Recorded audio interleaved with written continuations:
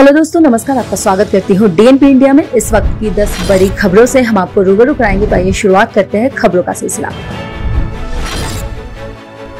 हाल ही में उत्तर प्रदेश के मुख्यमंत्री योगी आदित्यनाथ ने संस्कृति को लेकर एक नई पहल की है। वही जानकारी के मुताबिक संस्कृति विभाग के प्रमुख सचिव ने उनके सामने प्रदेश की प्रस्तावित संस्कृति नीति के प्रमुख बिंदुओं को रखा। प्रस्तावित संस्कृति नीति के बारे में योगी आदित्यनाथ ने अधिकारियों को विषय से जुड़े विशेषज्ञों से बातचीत कर इसे तैयारी करने का निर्देश दिया है।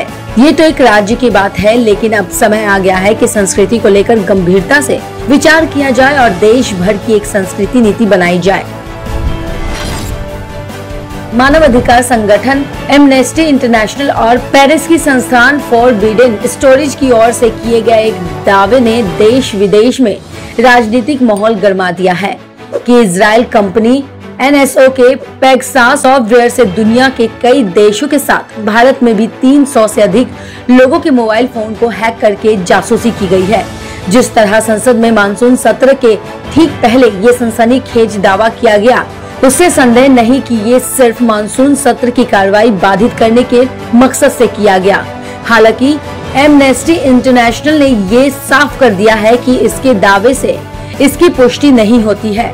फोन हैक कर जासूसी की गई है। अगर ये पूरा सच है तो फिर मामला बिना बात का बतंगड़ बन जाता है। पेगासस सॉफ्टवेयर बनाने वाली इजराइल कंपनी ने भी इस दावे को बेबुनियाद बताया है। जनगणना में जाति को शामिल करने की मांग को लेकर बिहार की सियासत गर्माती जा रही है। विपक्ष के साथ ही सत्ता पक्ष के दल भी इस मसले पर मुखर है।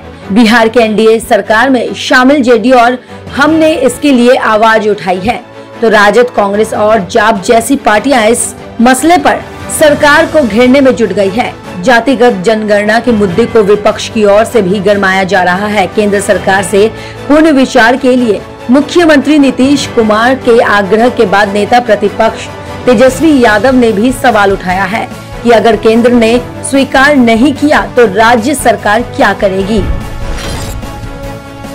तेलंगाना की एक अदालत ने शनिवार को महबूबाबाद की टीआरएस सांसद महलोद कविता को 6 महीने के कारावास की सजा सुनाई है। कविता को ये सजा साल 2019 के लोकसभा चुनाव में मतदाताओं को रिश्वत देने के मामले में सुनाई गई है। सांसद और विधायकों से जुड़े मामले की सुनवाई करने वाली विशेष अदालत ने कविता पर 10,000 रुपए का जुर्माना भी लगाया है। वो इस मामले की दूसरी आरोपित है।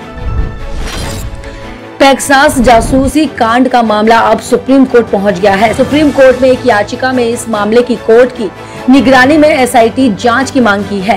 पेगासस जासूसी मामले की जांच की मांग को लेकर भारतीय कम्युनिस्ट मार्क्सवादी पार्टी यानी CPIM के नेता और राज्यसभा सांसद जॉन ब्रिटास ने सुप्रीम कोर्ट का दरवाजा खटखटाया है। उन्होंने सरकार की ओर से राजनेताओं, कार्यकर्ताओं और पत्रकार की जासूसी करने के लिए इजराइल सॉफ्टवेयर पेगासस का उपयोग करने वाली सरकार की रिपोर्ट की विशेष जांच दल यानी एसआईटी के द्वारा अदालत की निगरानी में जांच की मांग की है। सुप्रीम कोर्ट में दायर की गई याचिका में कहा गया है कि गंभीर आरोपों के बावजूद सरकार ने इस मामले की जांच करने की परवाह नहीं की है। कश्मीर में आज से राष्ट्रपति रामनाथ कोविंद का दौरा शुरू हो गया है। इसी के मद्देनजर रखते हुए कश्मीर घाटी में चप्पे चप्पे पर सुरक्षा के पुख्ता बंदोबस्त है। सुरक्षा बलों और पुलिस को शनिवार देर रात कुलगाम के मुन्नद में आतंकियों के छिपे होने की सूचना मिली। इसके तुरंत बाद सुरक्षा बलों और पुलिस की संयुक्त टीम ने आतंकियों के छिपे हुए ठिकाने को घेर लिया। दोनों ओर से जवाबी कार्रवाई में अब तक सुरक्षा बलों को एक आतंकी को मार गिराने में सफलता मिली है। वहीं अन्य विवरण प्रतीक्षारत है। दुनिया के कई मुल्कों में कोरोना के मामले तेजी से बढ़ने लगे हैं। वहीं जानकारी के मुताबिक दुनिया भर में संक्रमितों का आंकड़ा बढ़कर 19.31 करोड़ हो गया है, जबकि महामारी से 41.43 लाख से ज्यादा लोगों की मौत हो चुकी है। रूस और ब्राजील में कोरोना से होने वाली मौतें नहीं थम रही, जबकि अमेरिका में फिर दैनिक मामले तेजी से बढ़ने लगे हैं। वहीं बांग्लादेश ने कोरोना संक्रमण की रोकथाम के लिए अब तक के सबसे गंभीर राष्ट्रव्यापी लॉकडाउन की घोषणा की है। देश के कई हिस्सों में भारी बारिश के बीच अब उत्तर भारत के मैदानी इलाकों और पर्वतीय क्षेत्रों में बारिश की गतिविधियां बढ़ेगी। मौसम विभाग के मुताबिक कोंकण, गोवा और पास के महाराष्ट्र के अंदरूनी इलाकों के साथ पश्चिमी तट तेज बारिश से राहत मिलने के आसार है।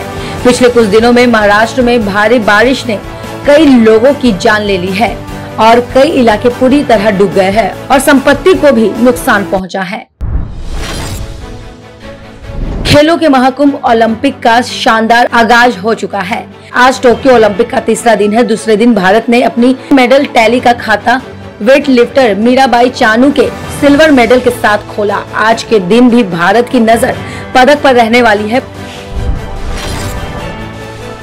भारत ने G20 देशों के नुकसानदायक गैसों के उत्सर्जन को कम करने का अनुरोध किया है। कहा है कि सही कदम उठाकर ये कार्य करने से पृथ्वी आने वाले पीढ़ियों के रहने के लिए बच पाएगी। इटली के नेपल्स शहर में आयोजित 2 दिवसीय पर्यावरण मंत्रियों के सम्मेलन में पर्यावरण मंत्री भूपेंद्र यादव के नेतृत्व में भारतीय प्रतिनिधि मंडल ने हिस्सा लिया।